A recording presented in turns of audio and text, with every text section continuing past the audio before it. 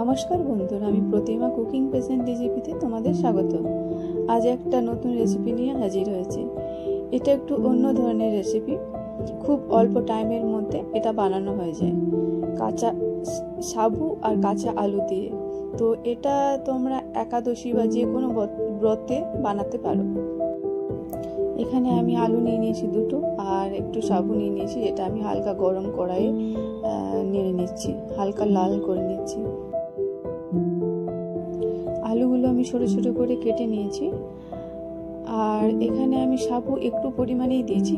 আপনারা চাইলে একজনের জন্য আমি এটা বানাচ্ছি, আপনারা যেরকমভাবে বানাবেন, দুজন তিনজন সেই হিসাবে নিয়ে নেবেন। তো এখানে আমি কাঁচা আলু আর হালকা সাবু যেটা ভেজেছিলাম সেটা আমি মিক্সার গ্রাইন্ডে গ্রাইন্ড করে নেব।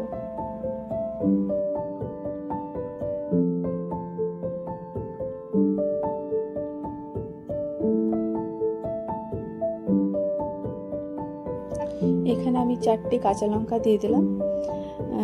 কাঁচা লঙ্কা যদি না খান, ঝাল যদি না খান, তো এটা স্কিপ করতে পারেন।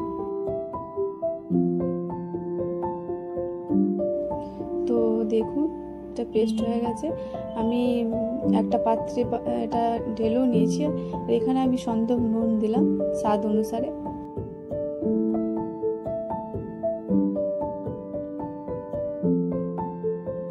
তো এখানে আমি কড়াই গরম করতে দিয়ে দিয়েছিলাম। এখানে আমি সানফ্লাওয়ার তেল দিয়ে দিলাম।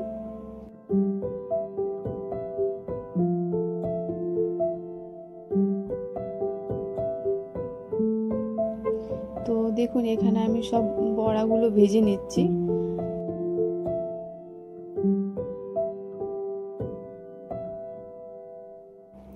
তো লাল লাল করে ভেজে নিতে হবে। তো যদি রেসিপিটা ভালো লেগে থাকে তো লাইক, কমেন্ট, শেয়ার অবশ্যই করে দেবেন। তো দেখুন, রেডি হয়ে গেছে সাবু আর কাঁচা আলু দিয়ে একটা রেসিপি।